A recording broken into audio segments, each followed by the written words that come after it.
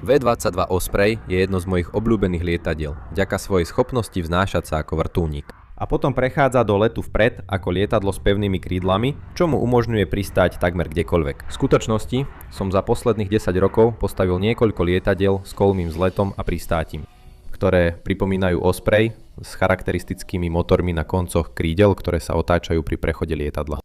Ale už je to nejaký čas, čo som naposledy pracoval na projekte VTOL. Takže v tomto videu vás vezmem na cestu, ako navrhujem a staviam každý jeden komponent rádiom riadeného VTOL lietadla.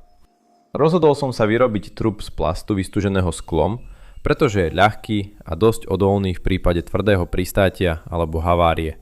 Jediný problém je, že tieto dosky majú iba 1 mm hrúbky, ale pridaním niektorých 3D tlačených dielov sa môže pevnosť výrazne zvýšiť. Zadná časť trupu bude len rovná uhlíková trubka, keďže za krídlom netreba nič montovať. Okrem smerovky a výškovky, čo spôsobuje, že lietadlo vyzerá skôr ako model vrtuľníka než lietadla. Ďalším krokom je pridať hlavné nosníky krídla, ktoré používajú rovnaké uhlíkové trubky ako chvost. A tieto sú spojené dokopy pomocou niektorých 3D tlačených komponentov a ďalších vrstiev skleného vlákna pre väčšiu pevnosť, čo dá krídlu vzostupný dihedrálny uhol 8 stupňov. Potom môže nosník krídla zapadnúť do trupu a byť upevnený na mieste niekoľkými skrutkami, čím vznikne pevný, ale ľahký rám. Toto je dôležité pre tento štýl VTOL lietadla, pretože keď visí vo vzduchu, celá váha lietadla je držaná koncami krídiel. Na rozdiel od bežného lietadla, kde je vztlak rozložený po celej dĺžke krídla. Keď už hovoríme o zdvíhaní z koncov krídiel, poďme ďalej k držiakom motorov. V minulosti som experimentoval s viacerými rôznymi mechanizmami na nakláňanie motorov. Napríklad moje prvé dvojservové riešenie, kde jedno veľké servo nakláňalo motor pre prechod a menšie servo nakláňalo motor pre ovládanie vznášania, ktoré fungovalo celkom dobre, ale bolo aj dosť ťažké. Takže na mojom druhom VTOL som doslova pripevnil motor priamo na jedno servo, ktoré zabezpečovalo prechod, nakláňanie aj ovládanie vznášania.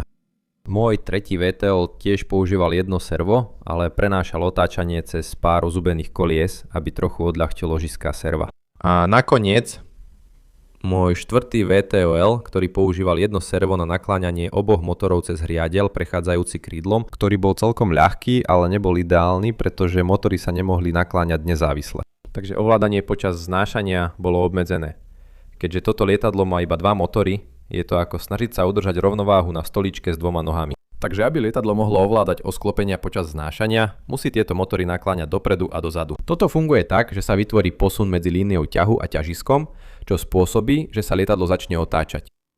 A čím rýchlejšie sa tento motor dokáže otáčať, tým citlivejšia bude os náklonu.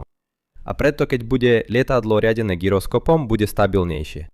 Takže tento mechanizmus naklápania je navrhnutý tak, aby bol čo najľahší, so servomotorom pripevneným k nosníku krídla, aby sa znížila hmotnosť rotujúcej časti, čo by malo zabezpečiť čo najrýchlejšiu mechanickú odozvu. Takže som všetky komponenty naklápacieho mechanizmu vytlačil na 3D tlačiarni a niektoré časti, ktoré sa nedali vytlačiť ako jeden kus, som zlepil dokopy. Potom môže motor aj servo priskrutkovať na miesto. Pričom na servo môžem pripevniť veľké 3D tlačené ozubené koleso na ovládanie naklápania. Tieto dve polovice sa potom zasunú do seba a dajú sa nasunúť na nosník krídla. Pričom časť držiaka so servom sa upevní skrutkou, aby sa zabránilo jej otáčaniu. A máme to. Ľahký a jednoduchý mechanizmus naklápania motora. A káble od motora a serva sa dajú úhľadne prevliesť cez nosník krídla. Ako si asi viete predstaviť, rýchlosť, ako musia motory a naklápacie mechanizmy pracovať, aby lietadlo zostalo stabilné počas znášania, musí byť naozaj vysoká. Takže rovnako ako dron potrebuje gyroskopy a akcelerometre na výpočet otáčok motorov, toto lietadlo ich potrebuje tiež. Zvyčajne sú tieto gyroskopy a akcelerometre zabalené v niečom, čo sa nazýva letový kontrolér, ktorý zhromažďuje všetky údaje zo senzorov a kombinuje ich s prenášaným riadiacim signálom, aby povedal dronu, ktorým smerom sa má pohnúť. Ale bohužiaľ pre tento typ lietadla so zvislým štartom a pristátím neexistujú žiadne komerčne dostupné riešenia. Takže budeme potrebovať niečo trochu viac na mieru. Našťastie letový kontrolér schopný VTOL vyvinul chlapík menom Nicholas Riem ako súčasť svojho magisterského výskumu. A na YouTube zverejnil množstvo videí o rôznych projektoch, ktorých použil tento letový kontrolér. Jeho letový kontrolér funguje tak, že používa malú procesorovú dosku nazývanú TINCI, ktorá je spojená s doskou s gyroskopom a akcelerometrom na snímanie orientácie lietadla. Tieto dve elektronické dosky sú všetko, čo je potrebné na zostavenie letového kontroléra a beží na nich vlastný kód nazývaný Dreamflight. V minulosti som už robil veľa programovania na Arduine a našťastie jeho letový kontroler tiež používa Arduino kód. Takže som zistil, že sa používa veľmi intuitívne a úprimne som veľmi ohromený, pretože všetko kód je dobre usporiadaný a ľahko čitateľný. Mám pocit, že možnosti konfigurácie lietadla sú takmer nekonečné. Takže som určite nadšený, že môžem použiť jeho kód v tomto projekte a s najväčšou pravdepodobnosťou ho budem používať aj v mnohých budúcich projektoch. Aby som zjednodušil zapojenie letového kontroléra, namontoval som komponenty na prototypovú dosku, čo uľahčilo pripojenie všetkých výstupov Teensy ku konektorom pre serva a motory. A s niekoľkými riadkami testovacieho kódu stabilizácia pomocou gyroskopu fungovala dobre. Ďalším krokom je prispajkovať elektronický regulátor otáčok pre motory. Pričom som sa rozhodol použiť regulátor otáčok 4 v 1. Tieto sú navrhnuté na použitie pre drony, pretože majú 4 výstupy pre motory. Moje lietadlo má síce iba 2 výstupy pre motory, ale prekvapivo je to kompaktnejšie, než keby som použil 2 samostatné regulátory otáčok. Potom môžu byť všetky signálne vodiče pripojené k letovému kontroléru, rovnako ako príjimač a 5V regulátor na napájanie serv. A nastal čas napísať nejaký kód. Toto je hlavný mixovací kód, ktorý som napísal pre toto konkrétne lietadlo. A ak máte záujem zistiť, ako to funguje, je to veľmi podobné mixovaciemu kódu, ktorý som napísal pre svoje predchádzajúce VTOL, na ktorý dám odkaz dole v popise. Keď boli všetky smery motorov a serv riadne nastavené, namontoval som vrtule, aby som skontroloval, ako dobre systém koriguje akékoľvek vonkajšie pohyby.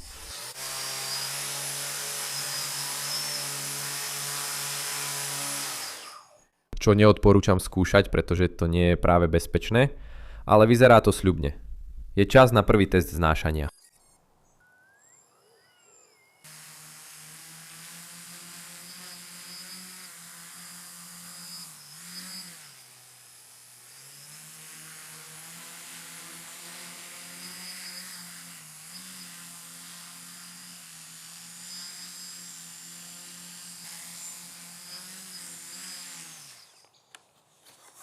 Prvý pokus.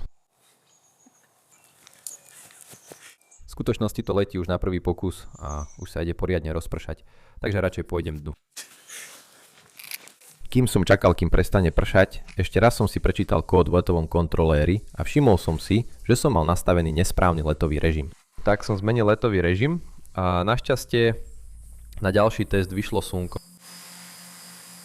A tento raz bol let oveľa stabilnejší a lietanie bolo také prirodzené, že som nakoniec robil aj nejaké piruety. Aj nejaké osmičky.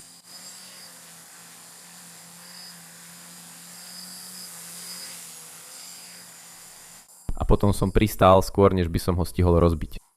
Teraz už len musíme pridať krídlo a chvost k tejto veci a uvidíme, ako to poletí ako lietadlo. Ako si viete predstaviť, krídlo na lietadle VTOL je veľmi dôležité, pretože na rozdiel od bežného lietadla, ktoré používa na vzlet a pristátie dráhu, lietadlo VTOL to musí zvládnuť všetko už vo vzduchu. To znamená, že musí zrýchliť z nulovej rýchlosti letu až na cestovnú rýchlosť čo najplynulejšie a tiež spomaliť z cestovnej rýchlosti až do znášania sa čo najplynulejšie. Našťastie existuje webová stránka s názvom airfoiltools.com, ktorá uvádza množstvo rôznych aerodynamických profilov, ako aj ich údajov v tlaku a odpore. Čo mi pomáha rozhodnúť sa, ktorú potrebujem. Po množstve porovnávania aerodynamických profilov som sa rozhodol použiť NACA 4412, pretože jeho graf koeficientu vztlaku voči uhlu nábehu je veľmi lineárny medzi -5 a +9 stupňami uhla nábehu. A keďže krídlo namontujem s pozitívnym uhlom 3 stupne, lietadlo bude môcť zmeniť náklon o 6 stupňov nahor alebo nadol bez toho, aby vytváralo záporný stlak alebo prešlo do pádu. Ako príklad, tu je menej vhodné krídlo, kde koeficient tlaku prudko klesá pod nulovým uhlom nábehu. Takže teraz, keď bol vybraný tvar profilu, aký je najlepší spôsob, ako postaviť krídlo? V minulosti som trojrozmerne tlačil rebrá krídla a obalil ich penovou doskou, aby som vytvoril približný tvar profilu. Ale toto zvyčajne nie je veľmi presné, pretože penová doska sa začne deformovať okolo trojrozmerne tlačených rebier. Namiesto toho idem vytlačiť celé krídlo z materiálu nazývaného ľahký PLA. Tento materiál napení pri 3D tlači a váži 40% z hmotnosti bežnej 3D tlače. Jediný problém s týmto materiálom je, že rozťahovanie spôsobené penením sťažuje tlačiarni vytvárať pekné výtlačky. Ukážem vám príklad. Tu je tlač krídla s nulovou vnútornou štruktúrou a ako vidíte, tlačiareň jednoducho sleduje súvislý obrys profilu krídla. Ak však chceme pridať vnútorné rebro na zvýšenie pevnosti, tlačiareň musí zastaviť a zdvihnúť trysku, aby sa presunula k vnútornému rebru. To zanecháva prebytočný materiál, ktorý je vytláčaný z trysky penením a zvyčajne sa to rieši tým, že sa plast stiahne späť z tlačiarne, aby sa zastavilo jeho vytláčanie.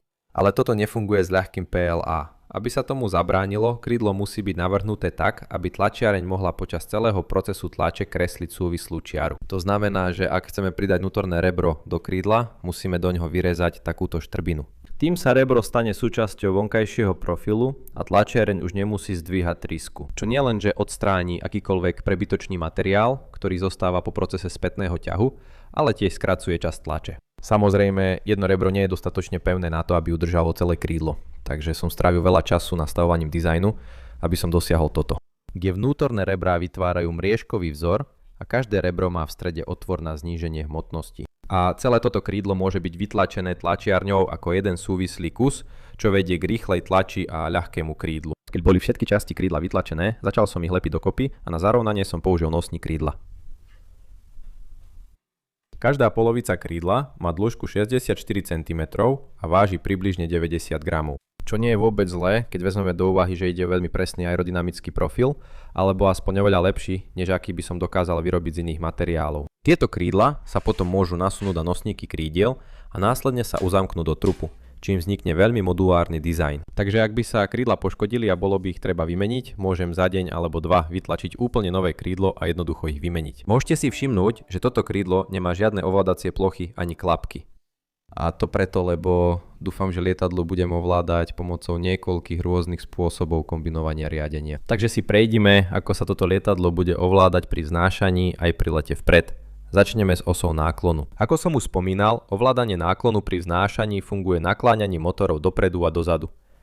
A toto fungovalo dobre už pri počiatočných testovacích letoch. Ale všimnete si aj to, že sa pohybuje aj zadné výškové kormidlo. Toto nepomôže nakláňať lietadlo pri vznášaní bez vetra, ale ak je mierny protivietor alebo sa lietadlo pohybuje pomaly dopredu, pomôže to motorom pri nakláňaní. Na ovládanie náklonu pracujú motory rovnako ako na bežnom drone, kde jeden zrýchľuje a druhý spomaľuje, čo je veľmi pohotové vďaka technológii v regulátoroch motorov dronov. Na ovládanie smeru sa opäť používajú nakláňania motorov, ale tentoraz v opačných smeroch, čím sa vytvára dopredná sila na jednom konci krídla a spätná sila na druhom.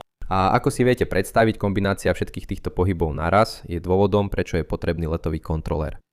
Pri prechode sa ovládanie a pohyby postupne menia na režim dopredného letu, kde jediná vec, ktorá sa nemení, je pohyb zadného výškového kormidla. Takže na klopenie lietadla sú teraz motory zafixované v polohe, aby vytvárali len ťah. Ale zadné výškové kormidlo naďalej funguje tak, ako by fungovalo na bežnom lietadle. Ale na rozdiel od bežného lietadla sa ovládanie náklonu v skutočnosti vykonáva nakláňaním motorov namiesto krídeliek na krídlach. Toto je nezvyčajná metóda ovládania náklonu lietadla, ale teoreticky by mala fungovať.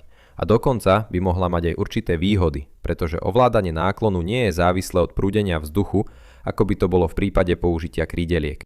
To potenciálne znamená, že lietadlo bude mať plnú kontrolu nad náklonom aj počas pádu do vývrtky. Na ovládanie smeru letu bude lietadlo počas letu vpred využívať rozdielny ťah motorov, aby posunulo jednu špičku krídla dopredu a druhú dozadu, keďže na smerovke nie je žiadna pohyblivá ovládacia plocha. To znamená, že teoreticky môžeme ovládať všetky osy lietadla ako pri znášaní, tak aj pri lete vpred. S iba 5 pohyblivými časťami, vrátane motorov, zostáva lietadlo mechanicky jednoduché a ľahké. Potom som postavil základnú chvostovú časť penového kartónu, keďže pre rýchlosti, pri ktorých bude toto lietadlo lietať, nie je potrebný špeciálny aerodynamický profil. A namontoval som servovýškovky dovnútra smerovky a tu potom možno nasunúť na chvostový nosník. A sme pripravení na ďalší test. V ten deň bolo veľmi veterno, ale rýchlo som si všimol, že jeden naklapací mechanizmus sa trasie oveľa viac ako druhý, čo bolo znepokojujúce, pretože elektronika by mala pohybovať každým servom rovnakou rýchlosťou. Napriek tomu som bol odhodlaný ho otestovať vo vzduchu, takže som ho aj tak vzal na pole. Napriek tomu, že ho vietor hádzal zo strany na stranu, dokázal som ho udržať pod kontrolou, keď som lietal v režime vznášania. Potom som sa pokúsil prejsť do letu vpred a rýchlo som si uvedomil, že mám takmer nulovú kontrolu nad rolovaním. Tak som rýchlo prešiel späť do režimu vznášania a bezpečne som pristal.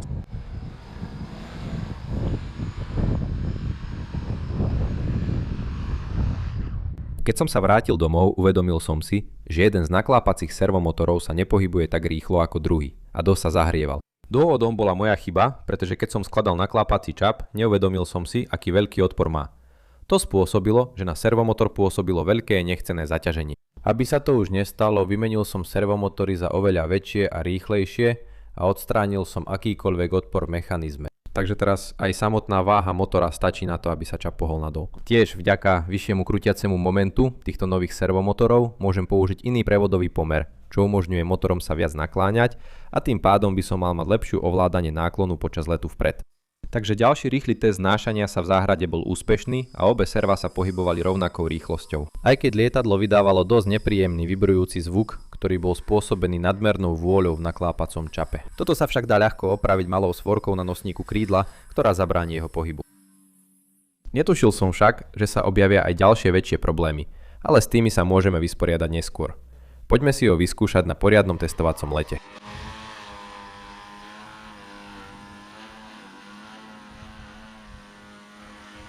Prepnutie prepínača prechodového režimu na mojom ovládači bolo takmer bezproblémové. Ako sa lietadlo odo mňa zrýchľovalo a s novými servami, ovládanie náklonu fungovalo naozaj dobre. Úprimne, lietalo to ako bežné štvorkanálové rádiom ovládané lietadlo. Ale jedna vec, ktorú som nepredpokladal, je, že nízky odpor tohto lietadla veľmi sťažuje spomalenie na vznášanie. Našťastie v režime znášania ho môžem jednoducho priviesť späť k sebe ako vrtuľník. Ďalší prechod do horizontálneho letu bol trochu neistý, pretože mám nastavenú rýchlosť prechodu tak, aby sa motory otočili za približne 3 sekundy.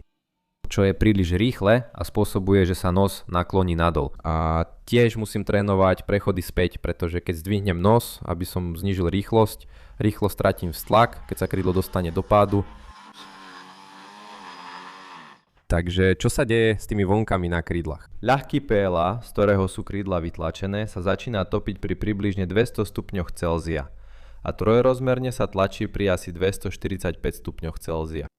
Avšak PLA sa môže začať deformovať už pri 50 stupňoch. Nemyslel som si, že sa to zdeformuje tak rýchlo, najmä tu v Spojenom kráľovstve, ale pravdepodobne tomu nepomáha ani to, že je to tmavá matná farba. Najjednoduchším riešením je vytlačiť krídlo z bieleho materiálu. Ale povedzme, že by som ho nechal v aute počas horúceho dňa. Mohlo by to tiež spôsobiť, že sa krídlo roztopí aj bez priameho slnečného žiarenia, takže musím krídlo prepracovať. Toto nové krídlo má dvojnásobný počet vnútorných rebier, čo znamená, že vonkajší plášť krídla je lepšie podopretý. Ale tiež som prepracoval otvory v rebrách, aby lepšie zodpovedali obrysu aerodynamického profilu namiesto kruhových otvorov. To viedlo k malému zvýšeniu hmotnosti o 5,5%, ale malo by to, dúfajme, znížiť akékoľvek deformácie. Taktiež som vytlačil ďalší návrh, ktorý mal po celej dĺžke krídla pridané rebrá, ale tento bol o 20% ťažší ako prvý návrh. Takže budeme musieť zistiť, ako všetky prežijú na slnku. Pri okolitej teplote 34 stupňov Celzia pripravil som všetky 3 návrhy krídiel, ako aj bielu verziu druhého návrhu a odstránil som tienidlo, aby som krídla vystavil slnku. A veľmi rýchlo tmavšie krídla dosiahli hranicu, pri ktorej sa PLA začína deformovať, zatiaľ čo biele krídlo nikdy neprekročilo 40 stupňov. Po približne 30 minútach na slnku bolo jasné, že prvý návrh bol veľmi zdeformovaný, ale 2 nové návrhy držali pevne. Tak som sa rozhodol vytlačiť druhý návrh z bieleho materiálu, pretože je len o niečo ťažší ako prvý návrh, ale mal by prežiť aj tie zriedkavé horúce dni, ktoré tu v Spojenom kráľovstve máme. Tiež som odstránil zadné výškové servo z chvosta a namontoval ho do trupu, aby som posunul ťažisko dopredu. Tým sa konečná hmotnosť lietadla zvýšila na 1,26 kg, čo nie je žiadny problém pre tieto motory, ktoré dokážu vyvinúť takmer 2,5 kg ťahu každý. A sú to tie isté motory, ktoré som použil na pohon elektrobicykla v mojom poslednom videu. Tiež s rozpätím krídel 1,3 metra je zaťaženie krídla približne rovnaké ako pri tomto rádiom riadenom modeli Carbon Cup.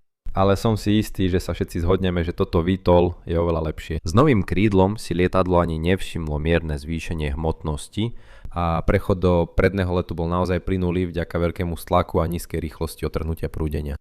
Vždy považujem za ťažké zhrnúť výkonnosť lietadla, ktoré som osobne navrhol a postavil. Samozrejme budem zaujatý a poviem, že lieta skvele. Toto lietadlo má aj svoje nevýhody. Napríklad absencia klapiek sťažuje spomalenie pri prechode späť do vznášania. A odkrytá batéria visiaca vpredu pravdepodobne nie je najlepší nápad v prípade havárie. Takže možno v budúcnosti okolo nej postavím aerodynamický kryt. Tiež sa môže zdať ako zlý nápad mať iba jednu pohyblivú riadiacu plochu na výškovke. V prípade poruchy motora totiž lietadlo nebude schopné zatáčať. Ale úprimne, ak by motor zlyhal počas znášania, aj tak by havarovalo. A drony sú aj tak úplne závislé od svojich motorov. Takže v porovnaní s mojimi ostatnými lietadlami VTOL je toto určite zatiaľ najlepšie. Predchádzajúce lietadlo VTOL nemalo žiadne ovládanie smeru počas znášania a malá plocha krídla spôsobovala, že bolo trochu ťažké lietať aj v prednom lete. VTOL predtým bol veľmi ťažký kvôli hliníkovým nosníkom krídla, ťažkým mechanizmom naklápania a hroznému profilu krídla z penového kartónu. Musím priznať, že aj keď bol predchádzajúci VTOL môj obľúbený na lietanie, mal poriadne profilované krídlo, keďže som ho kúpil ako súčasť stavebnice a podoba so sprejom bola naozaj super. A nakoniec, moja prvá verzia VTOLu, do ktorej sa nebudem podrobne púšťať, ako môžete vidieť, v podstate to bol lietajúci autobus. Takže zúročiť všetko, čo som sa za posledné roky naučil pri stavbe tohto nového VTOLu, určite stálo za to. Od ľahkého motora, naklápacích mechanizmov a presného krídla vytlačeného na 3D tlačiarni až po najnovšiu technológiu motorov pre drony. Som si istý, že sa k tomu opäť vrátim, keď sa technológia dronov a možnosti 3D tlačiarni zlepšia. Ale zatiaľ je toto najdlhšie trvajúca séria na mojom YouTube kanáli, pričom prvé VTOL video bolo nahrané v roku 2013. Odvtedy tento kanál naozaj vyrástol. Vďaka vám všetkým, ktorí chcete sledovať moje projekty. A minulý týždeň počet z vás, ktorí ste prihlásení na odber tohto kanála, prekročil 1 milión. Čo je úprimne neuveriteľné a nemôžem vám všetkým dosť poďakovať. Dúfam, že ste tento projekt a video považovali za zaujímavé a možno ste sa z neho aj niečo naučili. Väčšina návrhárskej práce bola urobená ešte v decembri a januári, keď som pravdepodobne strávil asi 3 alebo 4 týždne len navrhovaním krídla. Ale myslel som si, že by to bol ideálny čas dokončiť projekt a nahrať video včas na dosiahnutie miliónového milníka odberateľov. Takže vám veľmi pekne ďakujem za odber, veľmi pekne ďakujem za sledovanie a teraz k ďalšiemu videu. Dovidenia.